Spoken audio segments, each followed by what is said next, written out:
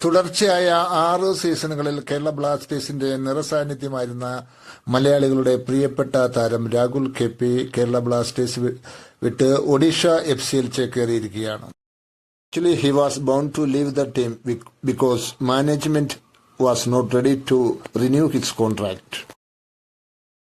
Kerala Blasters മാനേജ്മെന്റിന് രാഹുലിനെ നിലനിർത്തുവാൻ താല്പര്യമില്ലാതിരുന്നു എന്നുള്ളതാണ് വാസ്തവം. അതിനാൽ തന്നെയാണ് തന്റെ കരിയർ ശോഭനമാക്കുവാൻ വേണ്ടി രാഹുൽ ട്രാൻസ്ഫറിലൂടെ ക്ലബ്ബ് മാറിയത്. എല്ലാ കളിക്കാരുടെയും കരിയറിൽ സംഭവിക്കുന്ന പോലെ രാഹുലിനും ഉയർച്ച താഴ്ചകൾ ഉണ്ടായിട്ടുണ്ട്. അത് തികച്ചും സ്വാഭാവികം മാത്രമാണ്. കഴിഞ്ഞ വീഡിയോയിൽ പറഞ്ഞിരുന്നത് പോലെ രാഹുലിന്റെ പൊട്ടൻഷ്യൽ മനസ്സിലാക്കി അദ്ദേഹത്തെ മാക്സിമം യൂട്ടിലൈസ് ചെയ്യുവാൻ കേരള ബ്ലാസ്റ്റേഴ്സ് മാനേജ്മെന്റിനോ കോച്ചിനോ മാറി മാറി വന്ന കോച്ചുകൾക്കോ കളി നിയന്ത്രിക്കുന്ന വിദേശ താരങ്ങൾക്കോ കഴിഞ്ഞിരുന്നില്ല എന്നുള്ളതാണ് യഥാർത്ഥമായ വസ്തുത. ഒഡീഷയ്ക്ക് വേണ്ടിയുള്ള തന്റെ ആദ്യ മത്സരത്തിൽ അസാധ്യമായ ഒരു ആംഗിളിൽ ഒരു കൺജസ്റ്റഡ് ഏരിയയിൽ നിന്ന് ഒരു ബൈസിക്കിൾ കിക്കിലൂടെ ഗോളിന് വഴി ഒരുക്കിയത് രാഹുലായിരുന്നു. രാഹുലിന്റെ മികവിൽ നിന്നാണ് ആ ഗോൾ പിറന്നത്. എന്നാൽ അതൊരു സെൽഫ് ഗോളായിട്ടാണ് കണക്കാക്കപ്പെട്ടിരിക്കുന്നത്. ഒഡീഷ ബാംഗ്ലൂർ മത്സരത്തിൽ രാഹുൽ ഗോളിലേക്ക് പായിച്ച പന്ത് ബാംഗ്ലൂർ കളിക്കാരന്റെ കയ്യിൽ തട്ടി ഒഡീഷയ്ക്ക് പെനാൽറ്റി ലഭിക്കുകയും ആ പെനാൽറ്റി ഡീഗോ മൗറീഷ്യോ ഗോളാക്കി മാറ്റുകയുമാണ് ചെയ്തിരിക്കുന്നത്. FC ഗോവയുമായുള്ള മത്സരത്തിലും രാഹുൽ തന്റെ വ്യക്തിഗത മികവിൽ ഒരു മിന്നുന്ന ഗോൾ നേടി. ഹ്യൂഗോ ബോമസ് നൽകിയ ലോങ് പാസ് റിസീവ് ചെയ്ത് തന്റെ വ്യക്തിഗത മികവിൽ രാഹുൽ ഒറ്റയ്ക്ക് കാർപ്പറ്റ് ഷോട്ടിലൂടെ ഗോൾ നേടുകയാണ് ചെയ്തിരിക്കുന്നത്. കഴിഞ്ഞ സീസണുകളിലെല്ലാം രാഹുലിനെതിരെ വലിയ രീതിയിലുള്ള സൈബർ അറ്റാക്കുകൾ നടന്നിട്ടുണ്ട്. അതിനെയെല്ലാം വലിയ മെന്റൽ പവറിൽ കണ്ട് മനസ്സിനെ പദം വരുത്തി ഒരു മച്ചൂർ കളിക്കാരനാകുവാൻ രാഹുലിന് സാധിച്ചു.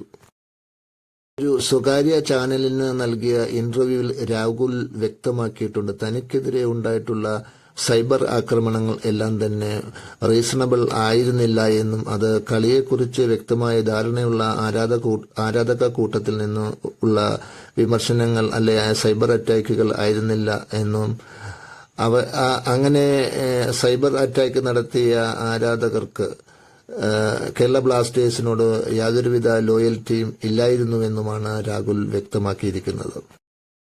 അനാവശ്യമായ സൈബർ ആക്രമണത്തിലൂടെ തന്നെ ഒരിക്കലും തളർത്തുവാനും നിർവീര്യമാക്കുവാനും സാധ്യമല്ല എന്ന് രാഹുൽ വ്യക്തമാക്കിയിട്ടുണ്ട്.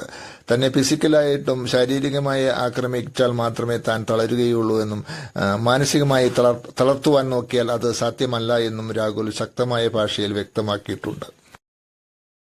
ലോങ് പാസുകളും ത്രൂ പാസുകളും റിസീവ് ചെയ്ത് എതിർ ഗോൾ മുഖത്ത് ഡോമിനേറ്റ് ചെയ്യുന്നതാണ് രാഹുലിന്റെ അഡ്വാൻറ്റേജ്, രാഹുലിന്റെ പ്ലസ് പോയിന്റ് എന്ന് പറയുന്നത്.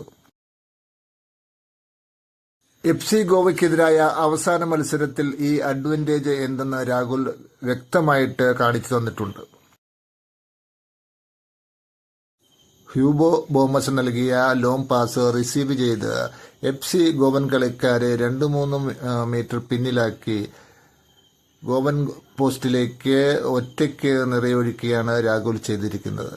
ശരിക്കും ഒരു കോച്ച് അല്ലെ സഹകളിക്കാര് രാഹുലിനെ കൊണ്ട് ചെയ്യിപ്പിക്കേണ്ടതും ഇത് തന്നെയാണ്. ലോങ് പാസുകളുടെ രാജകുമാരനായ അഹമ്മദ് ജാഗുവിന്റെ ഒഡീഷ ടീമിലെ സാന്നിധ്യം KP രാഹുലിന് കൂടുതൽ ഗോളുകൾ സ്കോർ ചെയ്യുവാനുള്ള അവസരം ഉണ്ടാക്കിക്കൊടുക്കുമെന്നുള്ളതിൽ യാതൊരുവിധ സംശയവുമില്ല. ഒഡീഷ ടീമിലെ അഹമ്മദ് ജാഗു, ഡീഗോ മൗറീഷ്യോ, ബോമസ്, മൊർത്തോദ പോൾ എന്നിവരുടെ സാന്നിധ്യം രാഹുലിന് ഒരു മുതൽക്കൂട്ടാണ്. അവരുടെ നിർലോഭമായ സഹകരണത്തിലൂടെ കൂടുതൽ ISL ഗോളുകൾ പിറക്കുവാൻ സഹായകമാകുമെന്ന് നമുക്ക് പ്രതീക്ഷിക്കാം. കോച്ച് സെർജി ലൊബേറയുടെ പിന്തുണയും രാഹുലിനുണ്ട്.